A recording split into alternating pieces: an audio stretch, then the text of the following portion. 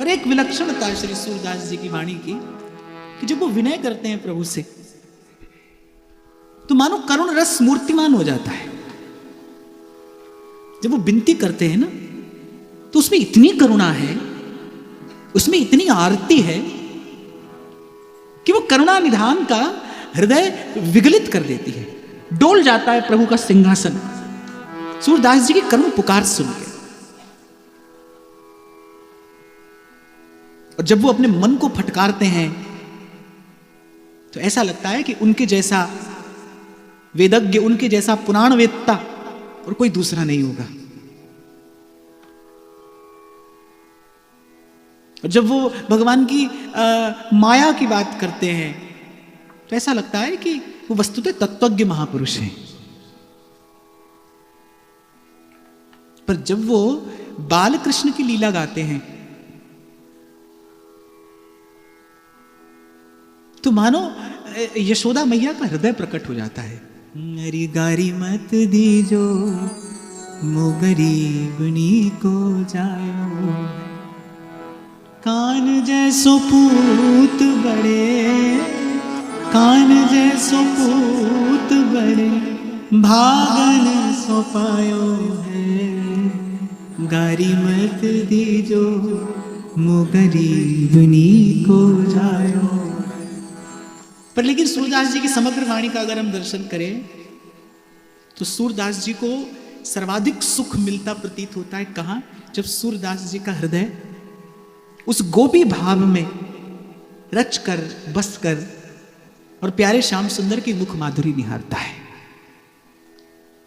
ये बात मैं आपको इसलिए कह रहा हूं कि दास्य भाव हो, सख्य हो, वात्सल्य हो, जो जिस भाव से प्रभु को भजे प्रभु से पूर्ण सुख प्रदान करते हैं, उसके भाव का पूर्ण प्रत्युत्तर प्रभु देते हैं। पर फिर भी देखा गया अष्टछाप के तो प्रत्येक भक्त कवि की वाणी में आपको इसका दर्शन मिलेगा। आगे श्री जी की कृपा से हम इसका चिंतन करते बढ़ेंगे कि किसी ने कहीं से भी आरंभ किया लेकिन जो विश्राम पाया ना वो माधुर्य भाव में ही पाया। और उसका कारण है क्योंकि वस्तुतः जीव के परम पति भगवान है, परम पुरुष एक नंद नंदन है और सकल ब्रज नारी। जैसे प्रथम दिन मैंने आपको निवेदन किया ना कि श्री ठाकुर जी के चरण कमल ये जीव का परम विश्राम है। ऐसे जो नाता है ना प्रभु से वो यही शाश्वत और सनातन संबंध है। वही प्रभु ही जीव के एकमात्र स्वामी है, वही करता है, वही भरता है, वही रक्षक है, वही पालक है, वही सर्वस्व है। जैसे हमारी भोली सखी कहती है वो सब नाते बस तुम सो ही मान। और ये जो माधुर्य का भाव है इसमें दास्य भी है, इसमें सख्य भी है, इसमें वात्सल्य भी है। इसलिए नंददास कहते हैं गोपी प्रेम की धुजा, जिन गोपाल कियो अपने बस, उर्धर श्याम भुजा। गोपी प्रेम की धुजा, वो जो गोपांगना के हृदय का वो जो मधुर भाव है, वो जो कांत भाव है, श्री कृष्ण मेरे स्वामी हैं, श्री कृष्ण मेरे सर्वस्व हैं। तन मनस्का तदालापास तद विचेष्टास तदात्मिका, तन मन प्राण कृष्ण, जीवन धन कृष्ण, श्याम तन श्याम धन और श्याम ही हमारो मन, आठों जाम उधो हमें श्याम ही सो गावे। और जब सूरदास जी उद्धव और गोपी के संवाद की बात अपने शब्दों में करते हैं, मुझ में तो खैर इतनी सामर्थ्य नहीं, मैंने तो एक बार प्रयास किया था उद्धव संदेश पर कुछ चर्चा करने का, पर मुझे तो व्यासपीठ से क्षमा याचना करके लौट जाना पड़ा। यद्यपि मैंने कहा पर मैं कहकर भी कुछ नहीं कह पाया जो सूरदास कहते हैं। मैं तो सूरदास जी के शब्दों का आश्रय लेकर भी नहीं कह पाया। कैसी वो विरह, वो व्यथा, वो वेदना, वो कृष्ण दर्शन की, कृष्ण मिलन की वो जो व्याकुलता है। रात शाम सपने में देखे, भरिया नैन ढुरक गयो कररा, शाम बिना उन्हें बदला। आश्चर्य होता है भाई। इसलिए मैंने कहा था श्री कृष्ण करुणा के सिंधु भी हैं, वो वात्सल्य के सिंधु भी हैं, वो स्नेह के सिंधु भी हैं, वो माधुर्य के सिंधु भी हैं, वो सच्चिदानंद हैं, वो सत्यचित्त आनंद के भी सिंधु हैं। पर सूरदास जी का दर्शन करके ऐसा लगता है कि सूरदास जी के हृदय में ये सब सिंधु समाये हैं। सूरदास जी के हृदय में ये सब सिंधु समाये हैं। सूरदास जी की वाणी का दर्शन करते करते अनुभव होता है कि विश्राम सूरदास जी इसी भाव में आकर पाते हैं, जब गोपी की तरह एक टक अपने प्राण प्रियतम का मुख चंद्र निहारते हुए कहते हैं, देखो माई सुंदरता को सागर, देखो माई सुंदरता को सागर। एक बड़ा ही प्रिय भाव सूरदास जी का।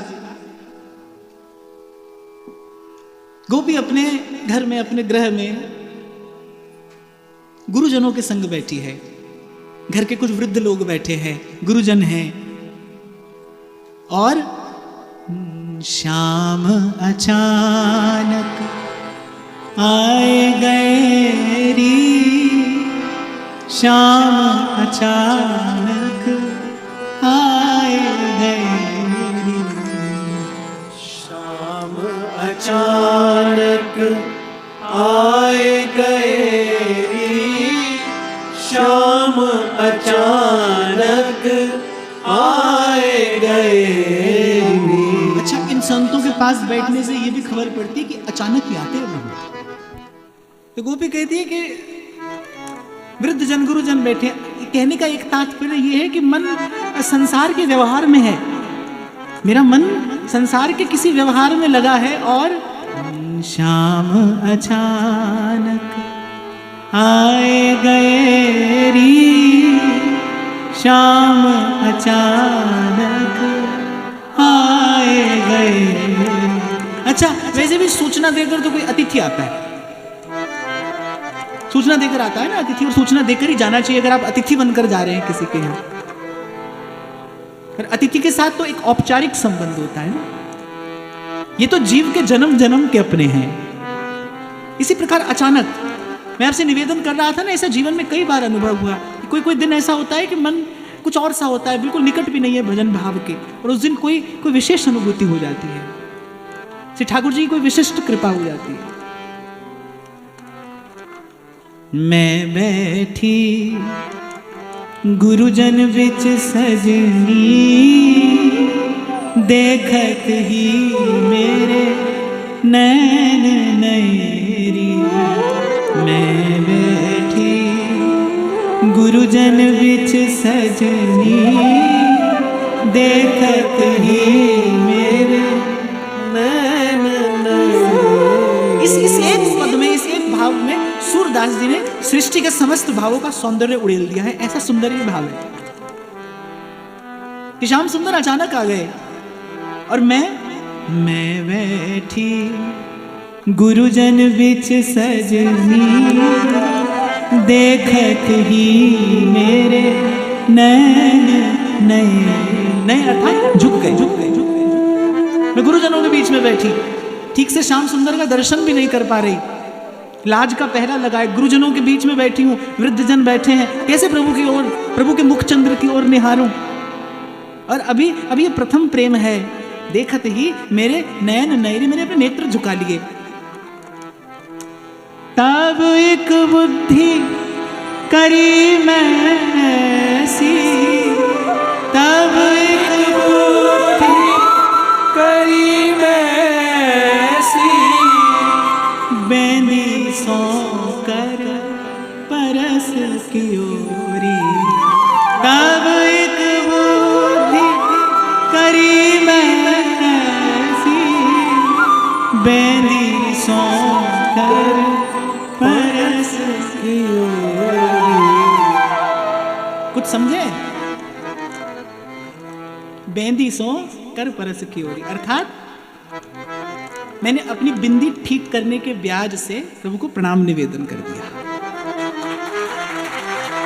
अब गुरुजन बैठे हैं, प्रभु की ओर देख नहीं सकती, थोड़ा अवगुंठन भी है और कुछ लज्जा है गुरुजनों की, वृद्धजनों की कुछ मर्यादा है।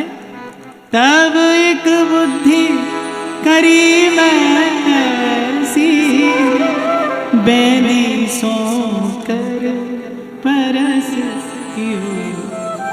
सूरदास जी एक पद में उद्धव जी को गोंघा बसंत कहते हैं। मैं नहीं कह रहा, सूरदास जी कह रहे हैं, और वो कह सकते हैं।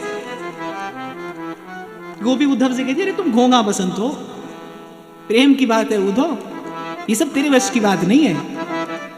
प्रेम की पाठशाला अलग है, प्रेम की पुस्तक भी अलग है, प्रेम का पाठ भी अलग है। और कहने वाले कहते हैं कि ये वो नगमा है जो हर साज पे गाया नहीं जाता, उसके पढ़ने वाले भी अलग होते हैं। तब एक बुद्धि करी मैं ऐसी बेनी सो कर परस की ओरी। आप हंसे, उन्होंने मेरा प्रणाम कैसे स्वीकार किया? आप हंसे उत्पाग मसकी करी अंतर्यामी जान लियो रे। और बोले श्री लाल जी ने भी बस थोड़ी सी अपनी पगिया ठीक करके मेरे प्रणाम को स्वीकार कर लिया। हाँ, बेंदी सो कर परस की ओरी। आप हंसे अपपाग मसस अंतर्यामी जान लियो। ऐसे होती है भक्त और भगवान के बीच में वार्ता, ऐसे होता है गोपी और कृष्ण का संवाद।